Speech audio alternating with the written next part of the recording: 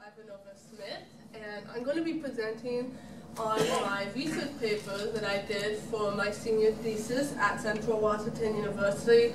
All history majors had to write a huge research paper for this class that's all focused on a research paper. And as a history major, we are taught to always talk about things in that historical context. So if anybody was wondering about the name and the use of the word feeble-minded, that's the reason I'm showing the historical context. This is going to be a sad history. It's a dark history in our country, and it needs to be talked about. It's important to talk about it because knowing our past will help us understand the attitudes that affect people with developmental disabilities and how we can change those attitudes. So that is my main reason for wanting to present this to you, and I'm really excited to do that.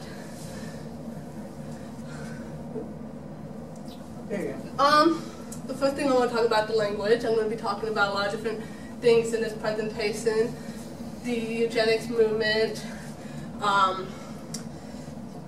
sterilization practices, Industrial Revolution, social Darwinism, imperialism, and the dynastic language. And I'm going to talk about the attitude with the dynastic language that is problematic, and I will be in awareness of, what is, the current language of today, and and what is the current language of today and the language in the past, and how that language has transformed, and what things we can do to keep our language positive for people with intellectual and developmental disabilities. So, the first person I'm going to talk about is this man right here, Sir Francis Galton, and he is one of the founders of the Eugenics Movement. He is one of the pioneers that said that this is a science and promoted it as a science. He is the British eugenicist, very famous in the late 1800s, and his views about eugenics was it was a way to breed better quality humans. It was a way to breed fit humans and to weed out unfit humans. And I'm using quotation marks because I do not believe in any of this. I don't believe there's such thing as an unfit human. But looking at our history in the past, people in the past did have those views, and certainly he did. His view, as you can see here, this is one of his quotations. He was also very racist.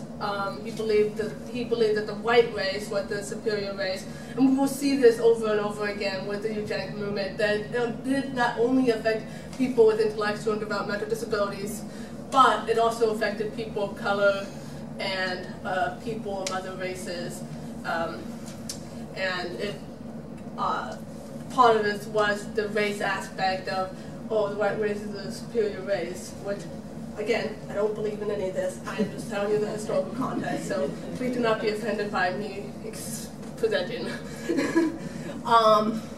He also talks about the disabilities that affect that are wanted with the eugenics movement. These are traits that that the eugenicists wanted to breed.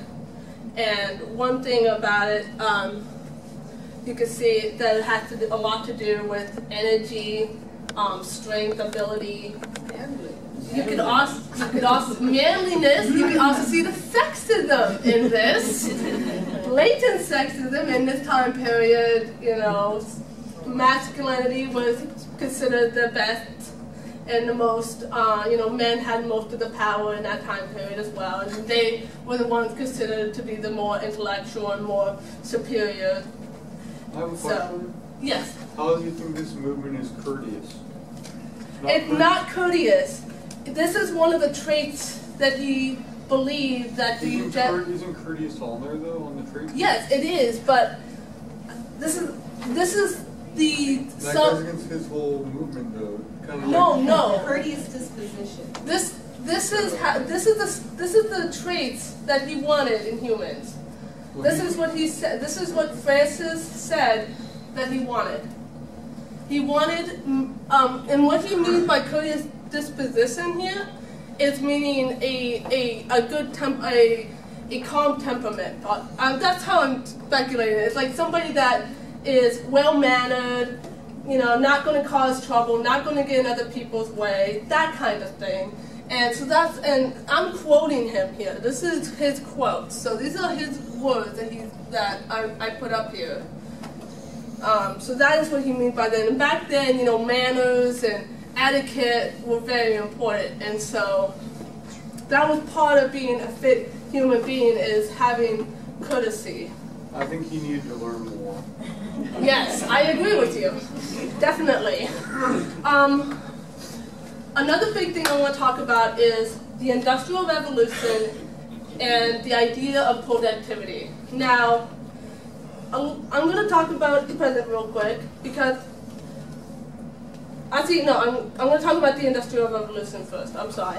The Industrial Revolution was started early 1800s, and it was very popular, and it basically brought in a lot of factory work, and it brought in a lot of values about productivity that before we did not have as much. And a lot of things became a lot faster paced after the Industrial Revolution and with the Industrial Revolution. Before the Industrial Revolution, we were running more of an agricultural type of culture. And with that type of culture, it was a lot more slow paced. And that actually gave some place for some people with disabilities, some people with developmental disabilities, because, farming was more slow-paced work. Yes, you had to get up early and you were working most of the day, but it was slow-paced work enough that lots of people with disabilities were still able to be viewed as valuable members of the family. The Industrial Revolution, and this is my historical opinion, changed that. Because now there was a demand for people to work in the factories, and these factories were really dangerous, even for people who were considered non-disabled, people without disabilities, excuse me. It was a lot faster paced work. You had to work really, really fast. You had to work horrible hours, really long hours. This is before we had the unions and the labor laws that we have today. And people with disabilities could not meet this. But this was becoming the norm. This was what was becoming what was valued, was productivity. And if you were seen as not being able to do this type of work, you were seen as less valued. And that is how my view is one of the ways that people with developmental disabilities lost value in society, because a lot of us could not do this type of work. I couldn't do this type of work. And a lot of people even today, even without disabilities, could not have done this type of work. But there were people that were able to do this type of work, and they were seen as more valued because they were more productive. And productivity became very, very, very important. And if you were considered unproductive, you were unvalued.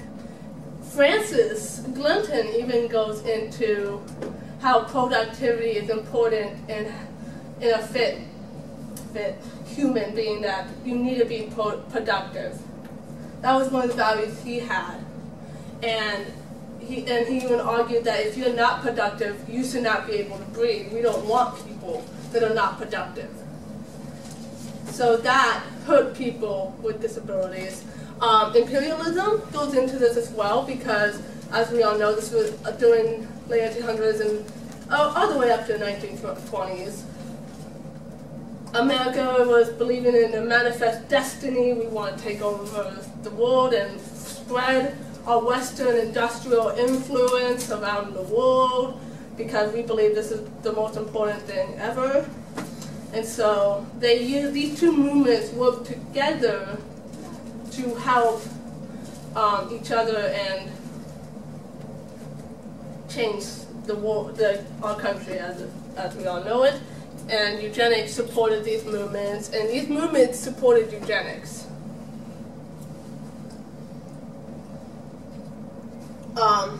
Eugenics, and now I'm going to go to the 1920s, where eugenics became very, very popular in the U.S.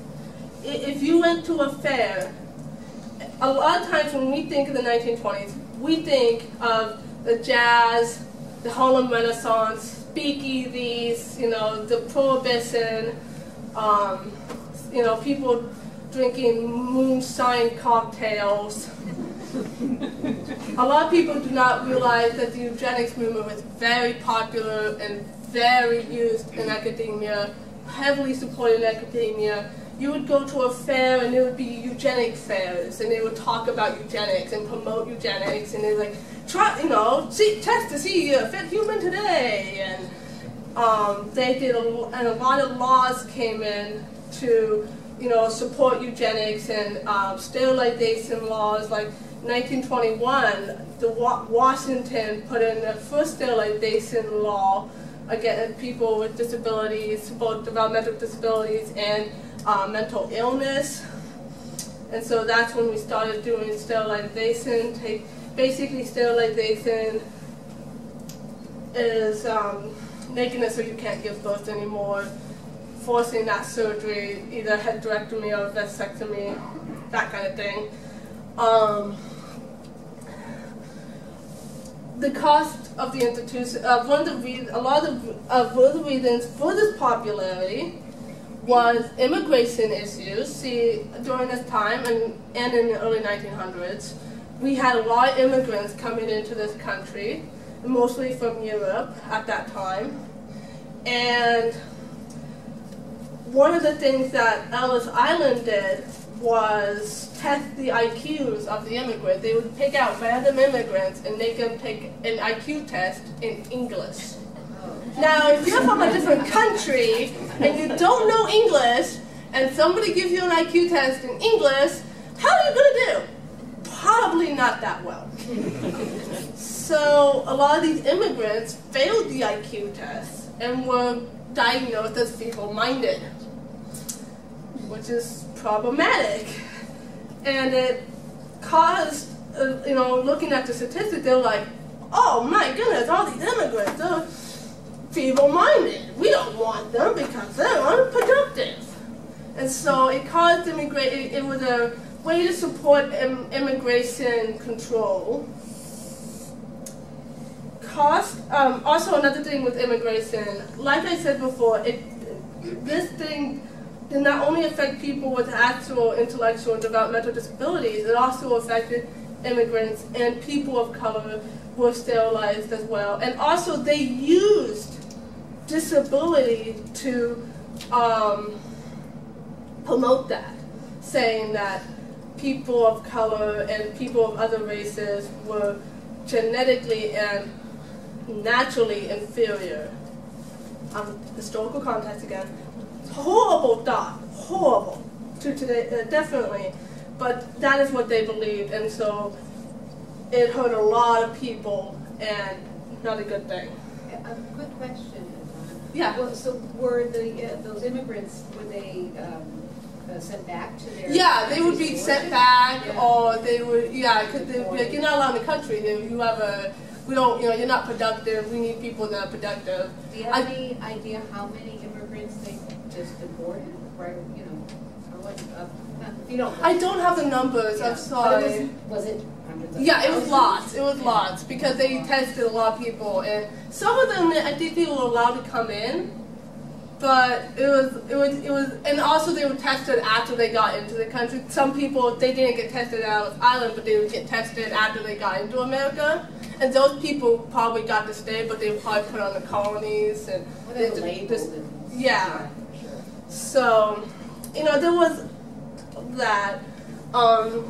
Value of productivity, like I said again with the Industrial Revolution, this country put a lot of emphasis on productivity, and if you were seen as unproductive, if you were seen as weak or not being able to do the work as people without disabilities, you were considered inferior, which devalued people with disabilities. Also, another reason why eugenics became so popular was because genetics had a connection with heredity and genetics, and those sciences were just starting to be researched in that time. And so people were really excited and very interested in that research and really wanting to look at it and keep looking at it. And there were a lot of guesswork and not accurate science, like eugenics was not accurate science, but because it's, this is just coming out, you're going to have the bad science in there that's not accurate. And so that also played a part in the popularity of the eugenics movement. This was very popular in universities as well. One of the books that I used from my primary sources I got from Central Washington University, and they've been around since 1891. And I got a textbook called Applied Eugenics. And it was given, and it was popular. I'm sure that's one of the textbooks that was assigned to a class at Central. And the irony of me holding that book in 2013, as a student with a developmental disability, the irony of it just made me feel good, because it's like, oh, I'm gonna make you look so bad, eugenics. So it was very popular academically, it was very popular nationally, and there were court cases that it gave it more support in the 1920s. I will go into that particular court case that I know of in the Supreme Court, but that's later. Application of eugenics movement was limited immigration. They tried to limit the amount of immigrants to come in. If you went to Ellis Island and they were like, you're feeble-minded, get out of here, they would do that, and they would argue to limit immigration and try to say that all the immigrants were feeble-minded and not valued, which is really horrible to think of. Like, saying this stuff is really sad. They imprisoned the people with developmental disabilities that were already in the country, and national citizens. And the places they would put them is mental institutions, state schools. We've heard these words before. Rainier School is an example. They had that, and Western State Hospital. Colonies. They had colonies back then that they would put the people on, and they would have to live on that colony, and they couldn't leave. Another way was forced sterilization. Also, when they imprisoned people with disabilities, they segregated them. So boys were with boys and girls were with girls, and they could not interchange because they did not. That was one of the ways to prevent breeding. That was the goal of eugenics, was to prevent breeding of unfit persons. Some popular groups that support the eugenics movement, Eugenics Records Office. This is where all the research for eugenics was done. This is where statistical information on eugenics would be taken to. I actually have documents over here. If anyone wants to look at them, these are all my primary sources on that table right there. And they give more detail of the interactions between the institutions. The institutions would write letters to the eugenics office, and they would collaborate together on the information and work together, and they would give them the reports oh, I sterilized this many inmates today, and write a letter and send it back to the records office so that the eugenics records office could keep those records.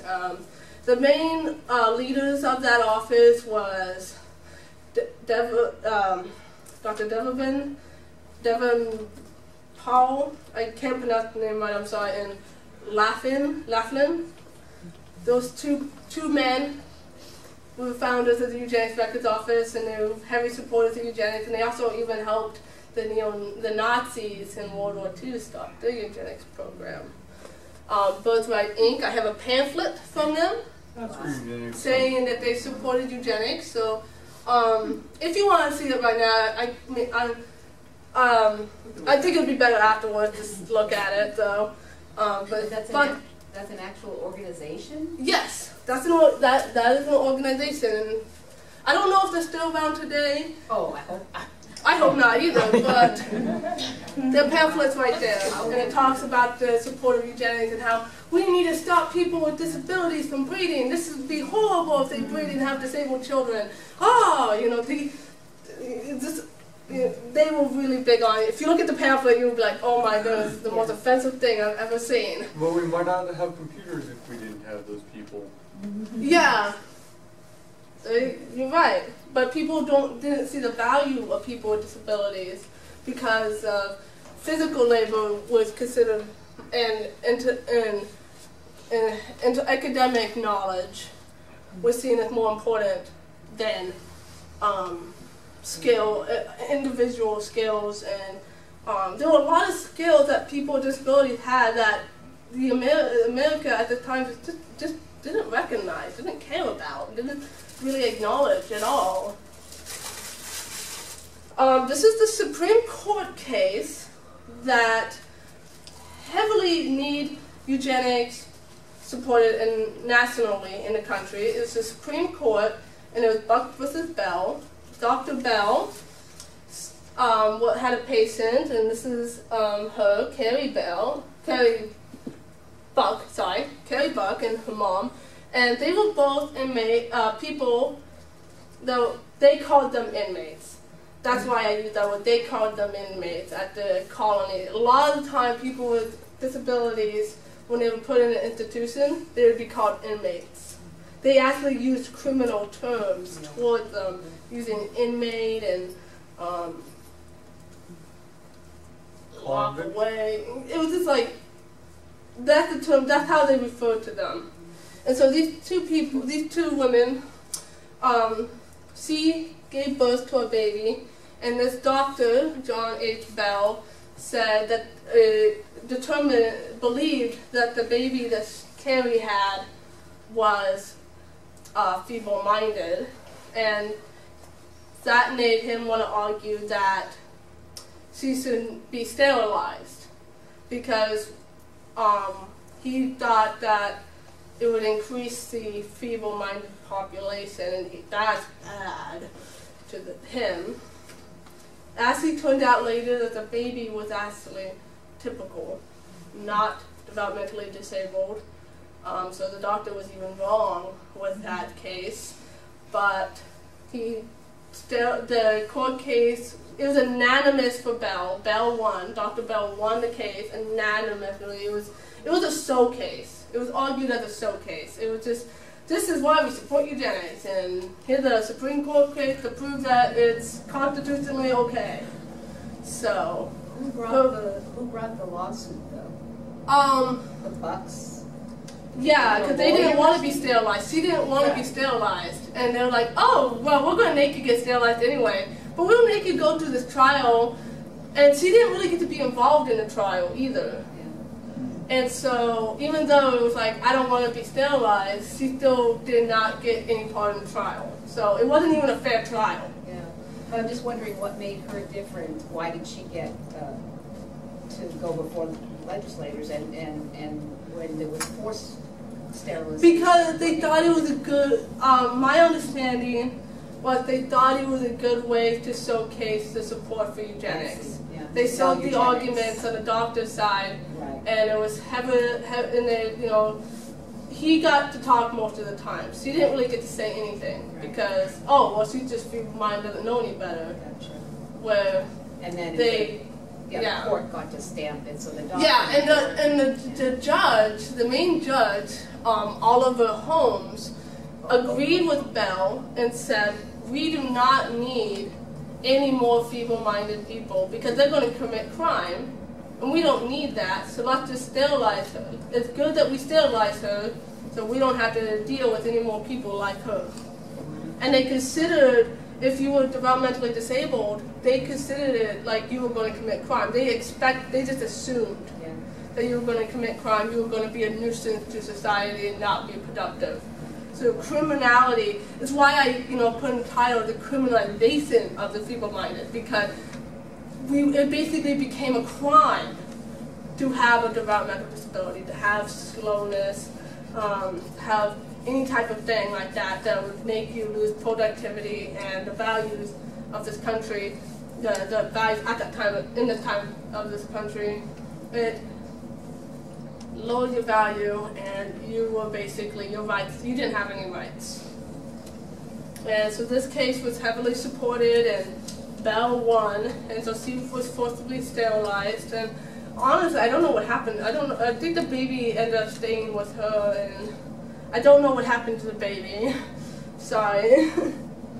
But Western states' involvement, like I was saying before, the institutions had heavy collaboration with the eugenics office, and one of the examples I have are letters between the director, the superintendent of Western State Hospital at the time, Keller, and Laughlin, the head of Eugenics Records Office, and they would basically talk about how do we do this, who's liable for this, they talk about those questions, and he would give him the statistics for, okay, this is how many people I sterilized this week, this month, and he would just send out records to the Eugenics Records Office. I actually have copies of some of the records he sent to the Eugenics Records Office. And here's some pictures of Western, and people with mental illness was put in this as well, not just people with developmental disabilities. So, and I got a lot of these primary sources from the Olympia archive, in Olympia, the state archive. That's where I found them. I didn't think to check for the state schools. I didn't think of that. At the time, I was kind of only thinking, well, mental hospitals are an institution. I know that, and so I should have done a little bit more research in the state schools. But I know they did it in the state schools. They did it in other institutions. They did it in all types. Any type of institution where they put people with disabilities, this sterilization was promoted. Not everyone was sterilized, but a lot of people were sterilized. Nazis had a eugenics program, and it was started because of our program. And looking at the pictures here, you can see similarities between the Americans' eugenics program and ours, because there was an idea that people with disabilities were a financial burden on the country. There's a picture earlier. This is an American poster. As you can see, it says, the feeble-minded breed feeble-minded. We pay the cost. Now looking at that picture, we look at this picture, and wow, there's similarities. It said that's in German, and it's basically saying the exact same thing. They are a burden. They are empty mouths to feed. You can see, this guy. I'm just gonna come over here and point. This guy's like an all-Aryan, because in Germany, the most superior person was an Aryan person with blonde hair, blue eyes, white as snow.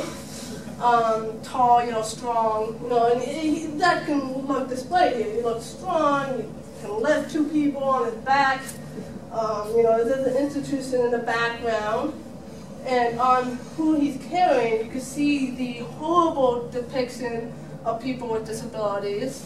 As you can see in that other picture, I mean, the way that they put that picture, it made it look very negative, and this looked very negative as well. And you see the price, the cost, right there. It's tiny, so. Isn't there a guy with African heritage on there? African heritage. Also, yes, they did claim that they did say that people with African heritage were considered inferior as well. If you were not blonde hair and blue eyes white, you are not. The Nazis did not like you. So the Nazis hated lots of different groups. They were not sparingly in their discrimination, but you can see the similarities. And the Nazis took it way further than we did. We stopped at sterilization and segregation. There were some cases where, people argued the, euthanasia basically. But the Nazis took it and said, let's just kill all the people with disabilities because they're empty mouths to feed. And so the gas chambers actually started being used on the developmentally disabled in institutions and in mental hospitals and other areas, and killed. This sterilization program was the beginning of that program, where it ended to killing people. And you see how far the thing goes. And this over here, this picture is just a picture of the American poster promoting eugenics and explaining it with a tree and connecting it with heredity and genetics. Because the Nazis took it to such an extreme, it lost favor in the US. People started realizing, wait, actually that's a bad idea. That's not morally right, thank goodness. So things started to change for criminals. So before, we started making laws saying that we could sterilize criminals as well. The first criminal sterilization law that Washington had was in 1909, and that was for habitual criminals. And in other states, criminals could have been sterilized, if they were seen to reoffend, if they were a person likely to reoffend, or if they were biased in some way, they would sterilize them. But in Skinner versus Oklahoma Supreme Court case in 1942, that changed. They started to argue that you shouldn't sterilize criminals because when they get rehabilitated and become good members of society, then they still should have their reproductive rights. And the judge then claimed that sterilizing Skinner, Ted Skinner, he was the criminal that they argued not to sterilize, was against his 14th Amendment rights. And so this stopped the sterilization of criminals. Sadly, it did not stop the sterilization of people with disabilities. People in mental institutions and other type of institutions were still sterilized. It was just a lot slower rate. They started doing lower numbers, but it still was being done. And nobody argued for their 14th Amendment rights. And that's when I'll go into my next slide about the attitude. I'm going to talk about the language real quick though. Feeble-minded, which I've been using a lot in, that was before we came up with mental retardation. 1950s, we started coming up with a more politically correct word, mental retardation, but before that, we had feeble-minded, and there were 3 categories of feeble-minded that was created: moron, imbecile, and idiot. And as you can see by this poster, describes it. And as you notice, they used the mental age theory, which also devalued people with disabilities, adults with disabilities, saying, oh, a moron is a person with a mental age of 10 and 12. You can see the language here. It's very offensive to date that was the diagnostic language of that time period. Then, 1950s, we realized that feeble-minded is an offensive term, so we probably shouldn't use that anymore. Because they thought, just a little bit started to change in the 1950s. We started getting more parent groups advocating to be able to support their disabled children at home. That was starting to develop, which is good. And we placed the word feeble-minded with mental retardation. And you can see the diagnostic categories there. It became, but like we all know, it became offensive. How did it become offensive? Negative attitudes towards developmental and intellectual disabilities. The attitude changed to, we should help these people to, we don't like these people. It became very negative. And now we have today's words, and I wonder, and the reason I put a question mark there was because when is this word going to become offensive? If this politically correct word became offensive, how do we know this one? And that's why I don't think we should focus on the words. I think we need to focus on the attitude about disability, because there's a very negative attitude about intellectual and developmental disabilities. Oh, they can't work, they have trouble working, they're slower, they're, all of these things. You talk about it in didactic language, we talk about it, the doctors talk about it, and all of these defects and all of these negative things. Instead, I think that we need to focus on the positive aspects of disability, and we need to focus on those negative attitudes about disability. Instead of just focusing on the language, we need to focus on the attitude behind it. Because if we don't, then the attitude's going to stay the same. The negativity about disability is going to stay the same. And changing the word is going to become useless because the attitude and the meaning of the word doesn't change. And that is what we need to change, the meaning and the attitude. And that is what I wanted to bring today, and that's what I wanted to say was, looking at the history, there's a really deep set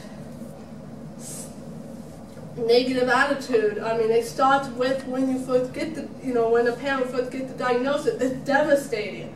They say how, you read articles and they say how devastating it is. Oh, what a tragedy. Instead of looking at it as a positive and unique experience of life. We are different. Disability is a natural part of life. And having that uniqueness should be seen as a positive and good thing. And I stand with this with my own life. If I was to have a child with a disability, I'm going to try to be as positive as I can and be like, awesome. My child's going to be unique. They're going to be different, and they're going to have an awesome perspective on the world. I think that I value myself, and I value other people with disabilities, and I don't believe that we are devalued. I think that people with disabilities can be successful with their disability, and I think that saying that disability is a negative thing is what hurts us, and it's why I identify with my disability. Because I see my disability as a positive aspect of my life. And I want to try to say that and say that we are productive, we are valued, we have a place in this world. And it's a unique place. And I think that that's okay, and that's a good thing. And that's what we need to show. Because that is what will change the attitude. Thank you.